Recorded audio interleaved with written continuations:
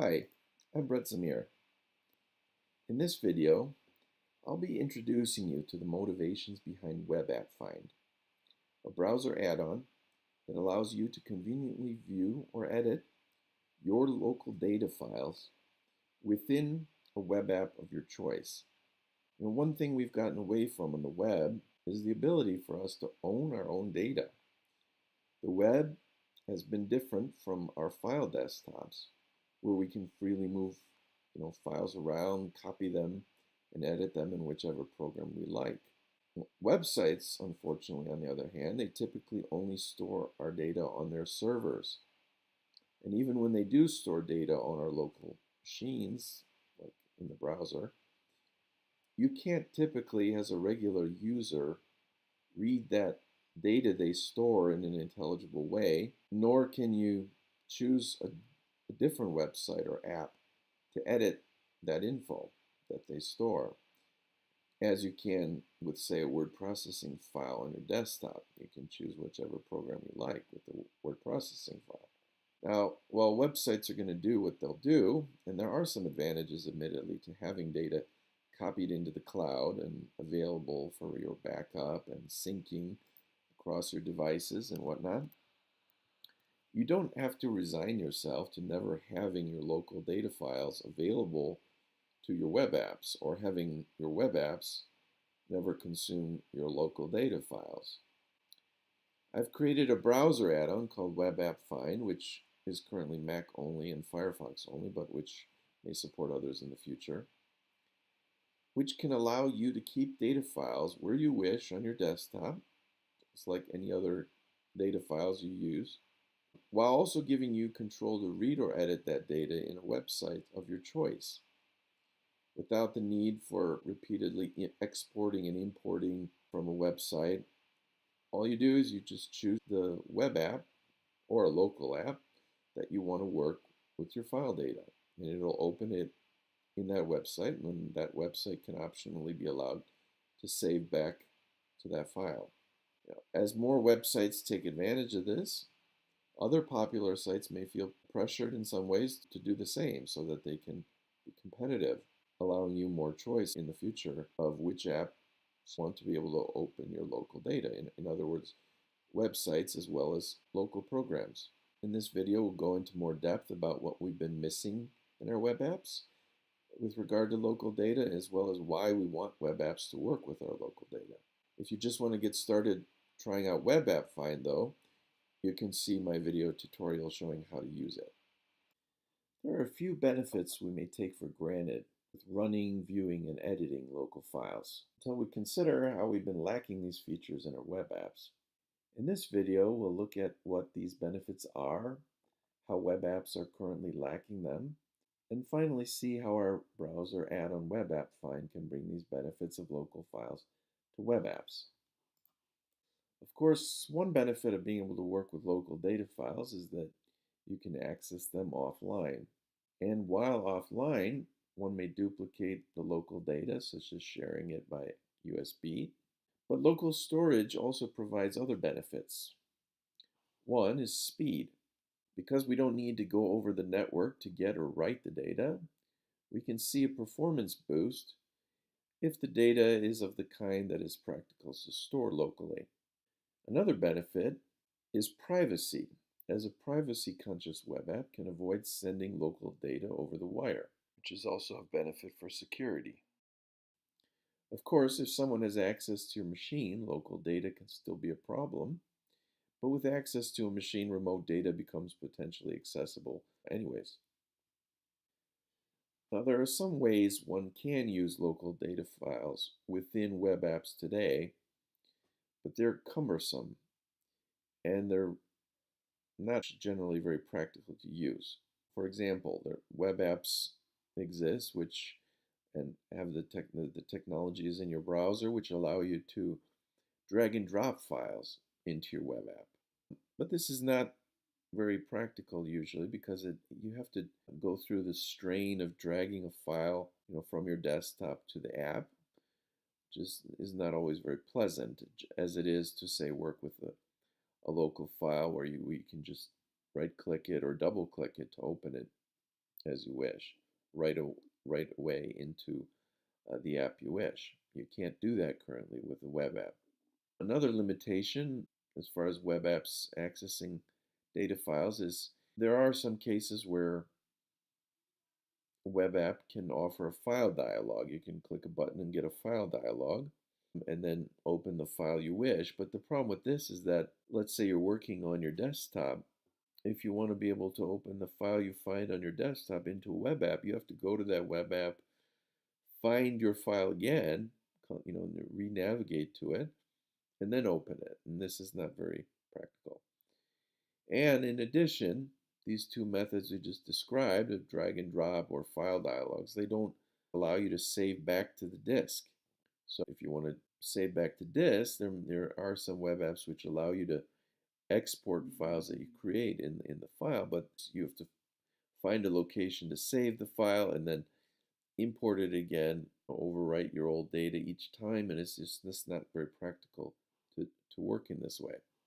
Now, there are some environments like add-ons and running local file servers where you can have web apps which get escalated privileges, but this typically has risks. These may be more powerful than you want. So if you don't trust an add-on or a server that offers this, you install it locally, it might do damage, beyond the file that you enable. There are some other means beyond local files by which web apps can store data locally to the browser, but they suffer in ways that local files do not, such as interoperability, which we'll discuss later in the video.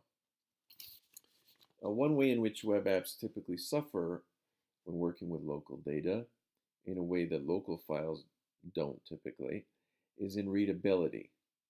When you're working with the local data file, at least those which adhere to what are called open formats, which are formats that are typically well documented for third parties which also want to read and modify the same data as the program that created them, you can't get this typically in a web app. Now, when the local data files are not in a binary format, you can typically get a degree of readability in the raw format when you open the file. Especially for web developers, it can be convenient for them to open a local file and see what's in it, and they may be able to make modifications without using a special custom proprietary viewing program. So readability of the format is an advantage of local data files, but we don't get in a web app. Now, when a web app offers some kind of local storage, say in a non-file format, some of the terms include local storage, IndexedDB, or cookies.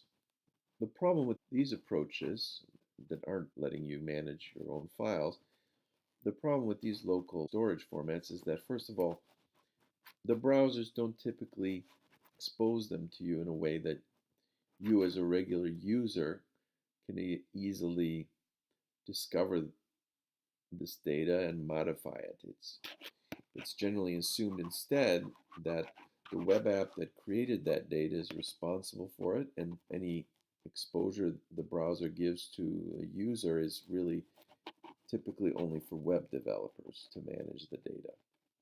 In addition, when websites store that data, unlike when an app saves a file on your desktop, websites storing local data typically don't feel obligated. They don't have an ethos for storing your data in a format that can be readily understood and that's reused frequently by other sites that store that type of data.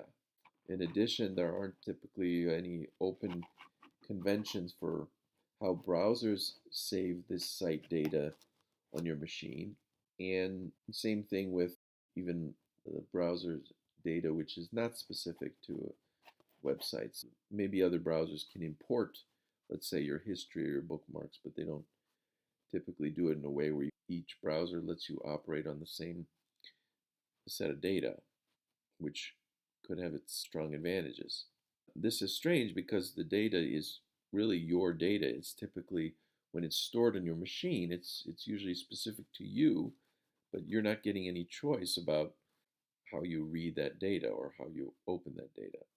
the browsers typically haven't educated users or provided a very friendly interface for accessing the data that really should belong to you. And if you do try to edit it or manage the data, there's the danger that the web app will break. Now, that same danger can exist with local files, but a lot of times local applications will save two different types of data. One data which is very specific to the application, and one that contains your content, which might minimize the potential for destroying or corrupting a file. One mainstay of personal computing has been the ability for you to store your data files on your local machine and be able to choose and freely switch whenever you wish between applications that you empower to edit or open or just view your data files. For example, you may have a PDF file, an HTML document, or an image file.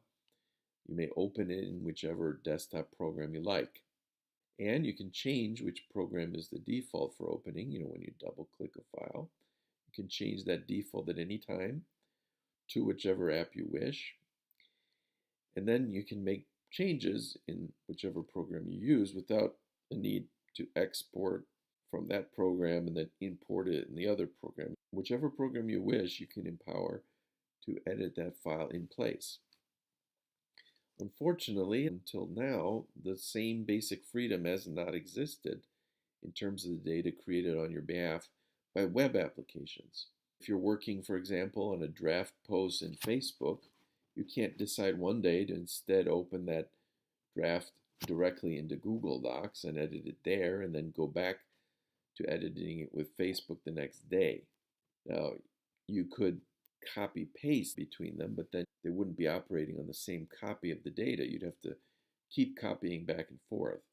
Now, the local browser storage technologies we mentioned, like local storage, IndexedDB, and cookies, they are only available by default to the site which created the local data. Another website can't access that local storage that the browser saved. So because we have a lack of some common area for shared data on the web, and of course there are dangers to browsers. They don't want to just allow websites to freely access some common shared area of your data, but you should be empowered to be able to allow websites you wish to have access to the same data in a way that one app is not necessarily privileged over any other app. So without this lack of a common area for data on the web, our data has been effectively locked away from us. Again, even when that data is actually stored in our own machine, in our browser. Usually each site just has access to its own data, and that's all. Now, there's another advantage of having files stored locally, which is that those files are integrated within your file browser. You have a desktop browser, or you can read your files, like on, whether it's like the Mac desktop or Windows or whatever for other operating systems. Some advantage of having local files saved there is that because it's a native application, you can easily navigate through those files, and then you can categorize your files, adding folders, moving your files around as you wish. And those files tend to have metadata associated with them, which can be conveniently searched or sorted, such as the creation date, the modification date. That kind of freedom or that kind of power doesn't necessarily exist with data that's stored locally in the browser, for example, IndexedDB local storage. Now, there are some ways where apps can let you have some freedom to categorize data and even aggregating information from your desktop along with that data, but this requires some overhead or installations or whatnot, and it's not going to be directly available to you on your highly performant desktop file browser. Now, besides the freedoms we've discussed about local files that we want to bring to web apps, we should mention, for people that might not have considered these, that there are some advantages of web apps that we want. There are reasons we want to be able to expose local data files to web apps as compared to desktop apps. Web apps are accessible online. Another reason is that it's typically easier to learn to code a web app than it is your native desktop apps. And it's faster to develop and add new features in web apps. So there are a lot of advantages for you as a user, let alone if you yourself are a programmer, for your local files being able to be consumed by web applications. Hopefully, after this presentation, you can now see the desktop file advantages that have been missing to web apps and the benefits of using web apps with local files, and see the benefits of bringing them together as we do in my add-on WebAppFind, which is a browser add-on we can introduce you to in another video. Thank you.